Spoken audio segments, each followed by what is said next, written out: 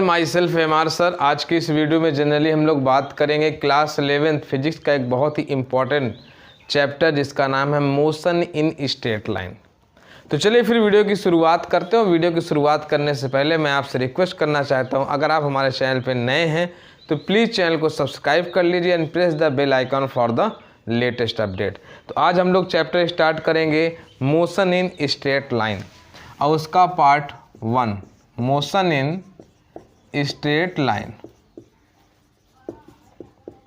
Motion in straight line का जो है हम लोग पार्ट 1 स्टार्ट करेंगे। और चलिए फिर वीडियो की शुरुआत करते हैं। और सबसे पहले हम लोग डिफिनीशन देखेंगे मैकेनिक्स कि मैकेनिक्स क्या होता है, व्हाट इज मैकेनिक्स। तो चलिए देखते हैं पहली डिफिनीशन मैकेनिक्स। स्टूडेंट्स को नोट कर लीजिए आप लोग। कहा जाता है the branch of physics which deals with the study of motion of material object is called mechanics। Physics की वो ब्रांच जिसके अंतर्गत हम लोग मोशन ऑफ मटेरियल ऑब्जेक्ट को स्टडी करते हैं वही हमारे पास होता है मैकेनिक्स। तो चलिए मैं इसको लिख रहा हूँ, आप इसको नोट कर लीजिए। The branch of physics, the branch of physics which deals with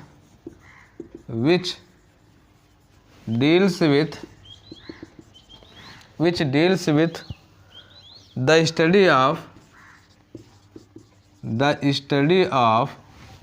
study of motion of material object is called mechanics. तो इस तरह से हम लोग मैकेनिक्स की डिफिनीशन देखते हैं। अब देखिए स्टूडेंट, ऐसे भी जनरल हम लोग बोल सकते हैं कि फिजिक्स की वो ब्रांच जिसमें हम लोग कोई भी ऑब्जेक्ट मोशन में है उसकी स्टडी करते हैं वही हमारे पास कहलाता है मैकेनिक्स। अब जब हम लोग मैकेनिक्स को स्टडी करते हैं तो हम लोग देखते हैं कि मैकेनिक्स को हमने 3 पार्ट में डिवाइड किया हुआ है। अगर हम लोग मैकेनिक्स के डिवाइडेशन की बात करें तो मैकेनिक्स को हम लोगों ने कितने पार्ट में डिवाइड किया है स्टूडेंट? 3 पार्ट में। पहला हमारे पास दिया गया स्टैटिक्स, दूसरा दिया हमारे पास काइनामेटिक्स और तीसरा हमारे पास दिया है डायनामिक्स। ये चीज़ें आपको ध्यान रखिए स्टूडेंट। इनकी डिफिनीशन को मैं आपको बोल दूंगा, आप इसको नोट कर लीजिएगा या आप कहेंगे तो मैं इसको लिखा दूंगा। चलिए अब स्टैटिक्स क्या होता है? कहा गया it is a branch of mechanics which deals with the study of material object at rest. जब कोई मटेरियल ऑब्जेक्ट रेस्ट में हो तो उसकी स्टडी मैकेनिक्स की जिस ब्रांच में हम लोग करते हैं वो हमारे पास क्या होता है? स्टैटिक्स आता है। काइनेमेटिक्स क्या हमारे पास? काइनेमेटिक्स की डिफिनीशन की अगर हम लोग बात करें तो कहा जाता है it is that branch of mechanics which deals with the study of motion of material object। Student mention करना है study of motion of material object without taking into account the factor. Mechanics की branch जिसके अंतर्गत हम लोग motion of material object को study करते हैं बिना उस कारण के जिसकी वजह से वो मोशन कर रहा है, ये हमारे पास आता है कौन से ब्रांच में? काइनेमेटिक्स में। अब डायनामिक्स में क्या होता है स्टूडेंट? डायनामिक्स को थोड़ा सा हम लोग पढ़ने की कोशिश करेंगे। क्या है? कहा गया है it is that branch of mechanics which deals with the study of motion of object taking into account the factor which cause motion. मतलब मैकेनिक्स की वो ब्रांच जिसके अंतर्गत हम लोग मोशन ऑफ मटेरियल ऑब्जेक्ट की स्टडी करते हैं और साथ साथ उस कारण का भी स्टडी करते हैं जिसकी वजह से मोशन कर रहा है। वो किस में आता है स्टूडेंट? डायनामिक्स में आता है। इतना क्लियर हो गया स्टूडेंट? चलिए अब यहाँ पे 2 चीज़ें मैं आपको और बताना चाहूँगा, उसके बिना ये चैप्टर अधूरा है। एक होता है रेस्ट, एक होता है मोशन। इसको थोड़ा सा मैं समझाने की कोशिश करूँगा। देखिए स्टूडेंट, रेस्ट का मतलब क्या होता है? जब कोई ऑब्जेक्ट अपनी पोजीशन को टाइम के साथ चेंज ना करे तब हम लोग बोलते हैं कि वो ऑब्जेक्ट रेस्ट में है। तब हम बोलते हैं ऑब्जेक्ट क्या है? रेस्ट में है। इसको आप लिखना चाहेंगे तो ऐसे लिखेंगे an object is said to be at rest if it does not change it position with time with respect to its surrounding। अगर टाइम के रिस्पेक्ट में या अपने सराउंडिंग के रिस्पेक्ट में वो अपनी पोजीशन को चेंज नहीं कर रहा है तो हम ये बोलेंगे कि वो ऑब्जेक्ट किस में है, रेस्ट में है। अब इसी का उल्टा मोशन समझ लीजिए, क्या होगा, when the object change its position with respect to its time known as the motion. जब कोई ऑब्जेक्ट अपनी पोजीशन को टाइम के रिस्पेक्ट में चेंज कर देता है तो हम लोग बोलते हैं वो मोशन में है। इसको ऐसे लिख सकते हैं, an object is said to be it in motion if it change its position with time with respect to its surrounding, तब हम लोग बोलते हैं कि ऑब्जेक्ट क्या है, मोशन में है। एक चीज़ और ध्यान रखना है स्टूडेंट कि रेस्ट और मोशन दोनों एक दूसरे से रिलेट करते हैं, दोनों रिलेटिव होते हैं। जैसे इमेजिन कीजिए आप किसी ट्रेन में बैठे हुए हैं, अब बाहर कोई पर्सन आपको देख रहा है, तो बाहर देखता हुए पर्सन को ऐसा लगेगा कि आप ट्रेन में मोशन कर रहे हैं, जबकि ट्रेन में अगर आप बैठे हो तो आपको ऐसा लग रहा हो कि बाहर पर खड़ा हुआ पर्सन मोशन कर रहा है। तो एक दूसरे के रिलेटिव भी होते हैं रेस्ट और मोशन। मेरे हिसाब से चीज़ें आप समझ गए होंगे, उसमें कोई बताने की बात नहीं। अब अगला जो टॉपिक हम लोग डिस्कस करेंगे वो हमारे पास होगा type of motion of a body. तो चलिए फिर अगले टॉपिक की तरफ चलते हैं और हम लोग देखते हैं type of motion of a body. वैसे तो बहुत सारे मोशन होते हैं, हम लोग यहाँ पे कुछ इम्पॉर्टेंट टाइप के मोशन के बारे में डिस्कस करेंगे। वन बाय वन मैं चीज़ों को समझाने की कोशिश करूँगा।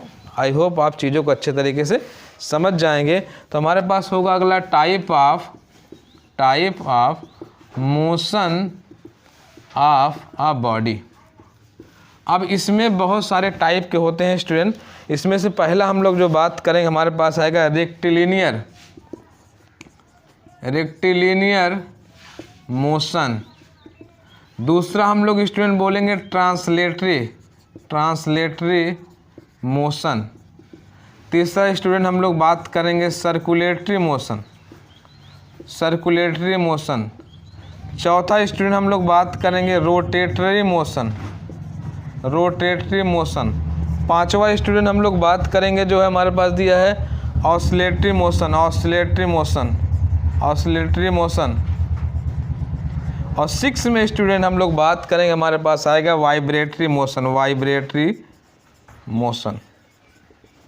ये हमारे पास स्टूडेंट होगा, पहला रेक्टिलिनियर मोशन, दूसरा ट्रांसलेटरी मोशन, तीसरा सर्कुलेटरी मोशन, चौथा रोटेटरी मोशन, पांचवा ऑसिलेटरी मोशन एंड सिक्स है वाइब्रेटरी मोशन। तो चलिए वन बाय वन एक करके हम लोग इस मोशन को स्टडी करते हैं और मैं चीज़ों को समझाने की कोशिश करूंगा आपको जो है कि चीज़ें कैसे हैं। सबसे पहले हम लोग बात करेंगे रेक्टिलिनियर मोशन की। किसकी बात करेंगे स्टूडेंट? रेक्टिलिनियर मोशन की। मैं आपको समझा रहा हूँ, आप इसको समझ लीजिएगा।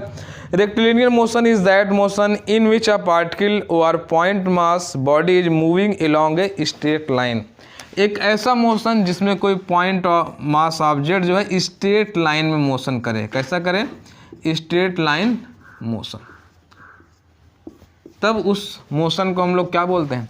Rectilinear motion. अब चलते हैं दूसरे मोशन की तरफ जो हमारे पास दिया है translatory motion. Translatory motion is that motion in which a body which not a point mass body. इसमें कोई भी जो बॉडी होगी वो पॉइंट मास बॉडी नहीं होगी, जबकि हम लोग रेक्टिलिनियर मोशन में किसकी बात कर रहे थे? पॉइंट मास बॉडी के बारे में बात कर रहे थे।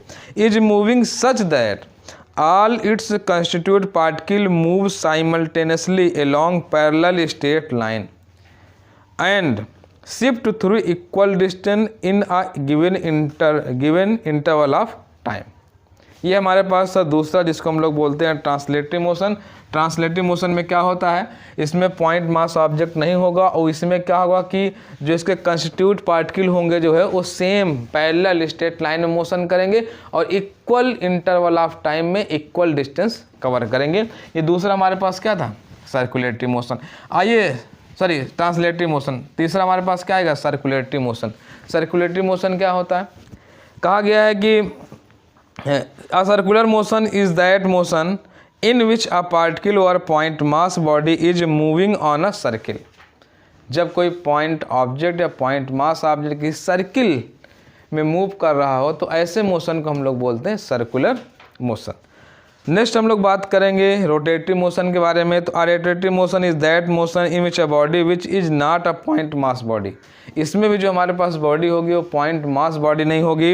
Is moving such that all it's constitute particle move simultaneously along concentric circle. इसमें भी जो सभी कंस्टिट्यूट पार्टिकल होंगे एक कंसेंट्रिक सर्किल में क्या होंगे, मूव करेंगे जो है, whose center lie on a line called axis of rotation and shift through equal angle in a given time. ये हमारे पास था कौन सा, रोटेटरी मोशन। इसमें भी पॉइंट मास ऑब्जेक्ट नहीं होगा। अगर हमारे पास होगा स्टूडेंट ऑसिलेटरी मोशन, तो चलिए इसके बारे में बात करते हैं। Oscillatory motion is that motion in which a body move to and fro or back and forth repeatedly about a fixed point called mean position in a definite interval of time। इसे हम लोग बोलते हैं oscillatory motion. चलिए सबसे